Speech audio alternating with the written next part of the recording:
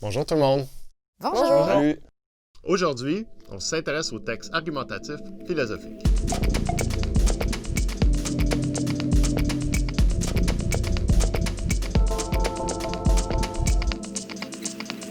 Comme pour la plupart des textes que vous avez l'habitude de rédiger, votre texte argumentatif devra comprendre une introduction, un développement et une conclusion. Mais c'est quoi la particularité du texte argumentatif alors? C'est qui vise à convaincre en défendant une idée ou une position qu'on appelle la thèse. OK, fac. La thèse, c'est le sujet du texte. De quoi ça parle? Non, pas exactement. La thèse, c'est votre prise de position. Autrement dit, le point de vue que vous allez défendre à l'aide d'arguments. OK, donc c'est un peu comme donner son opinion. Oh là là là là, Platon serait pas fier de toi. C'est vrai. En général, les philosophes se méfient du mot opinion qui a un caractère un peu trop spontané, pas assez réfléchi. C'est pourquoi on préfère parler généralement de prise de position ou de réponse à une question de départ. Un texte argumentatif philosophique va donc être bien différent d'un simple texte d'opinion, comme une lettre qu'on envoie aux journaux, par exemple, ou un statut sur les réseaux sociaux. Il ne s'agit pas simplement de se prononcer sur un sujet. Vous vous en doutez, on ne répond pas à une question philosophique comme on répond à un sondage d'opinion. Par exemple, si je vous demande, sommes-nous moralement responsables de nos actes? Est-ce que quelqu'un peut proposer une thèse? Ben, on est responsable de nos actes. Moi, je dirais le contraire, que l'être humain ne peut pas être responsable de ses actes. Voilà, deux exemples de thèse, deux réponses possibles à une question philosophique, mais des réponses qui restent encore non justifiées. C'est plus loin dans le texte que vous allez justifier vos réponses à l'aide d'arguments. Fac, une question philosophique, c'est pas une question du genre pour ou contre où on fait juste donner notre avis? Exactement. J'ajouterais que le but d'un texte argumentatif, c'est pas non plus de raconter un événement, de transmettre des informations ou d'exprimer nos états d'âme.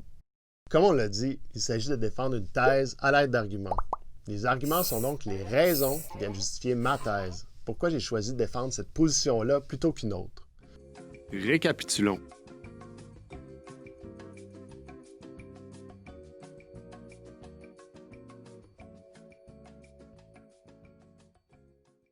Mais avant de se lancer dans la défense argumentée de notre thèse, une étape cruciale s'impose. Laquelle?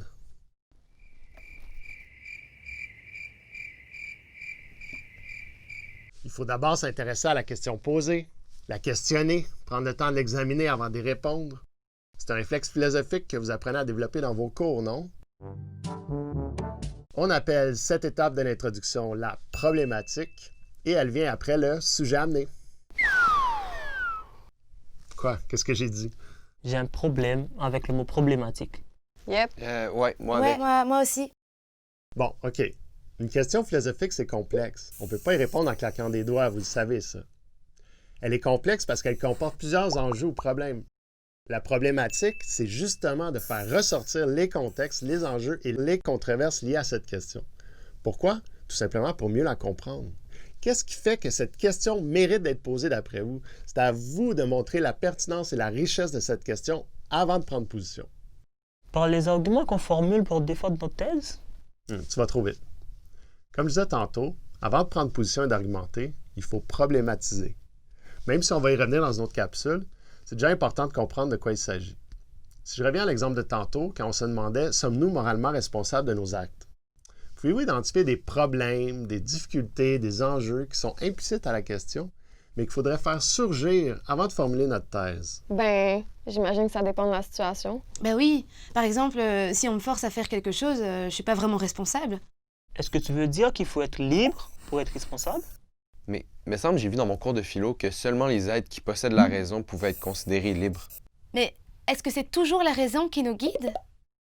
Et voilà, problématiser, c'est justement choisir sous quel angle on va aborder la question.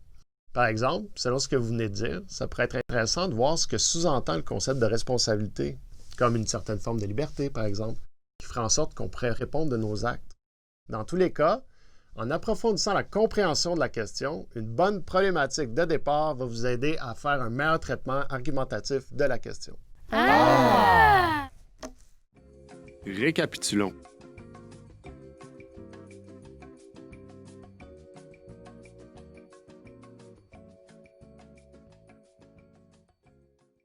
Mais est-ce qu'il faut définir les concepts importants de la question à ce moment-là? Ça dépend des consignes de votre professeur. Certains profs demandent de préciser le sens des concepts que vous utiliserez dans un paragraphe distinct, situé souvent entre l'introduction et le développement.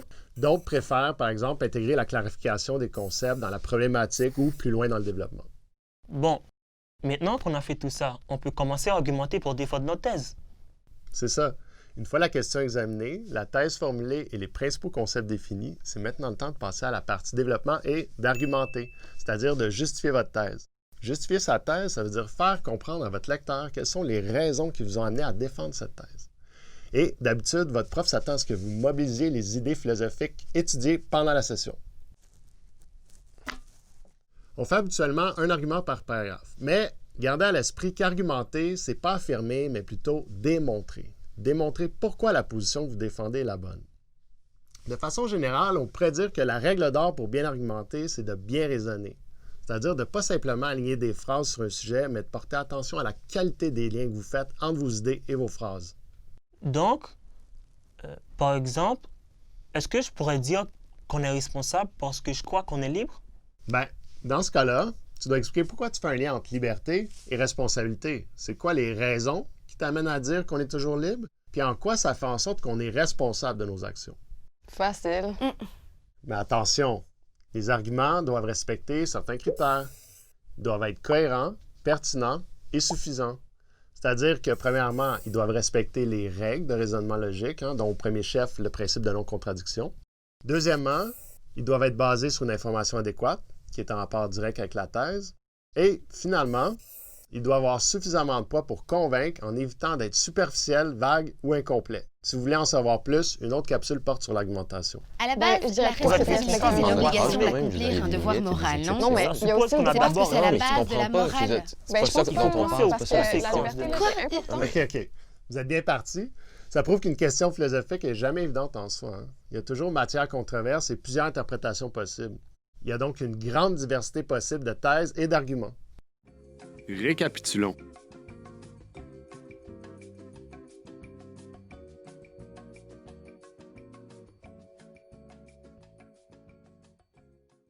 Mais est-ce qu'on doit seulement avoir des arguments en faveur de notre thèse ou on doit présenter des arguments contre?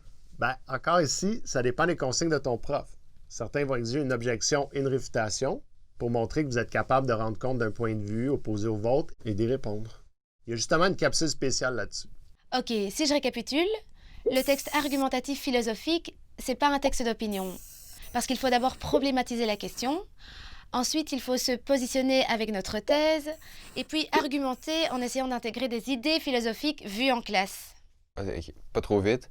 Si je comprends bien, dans l'introduction, il y a la question de départ, il y a la problématique, la thèse, des fois des définitions, puis dans le développement, on argumente, c'est ça?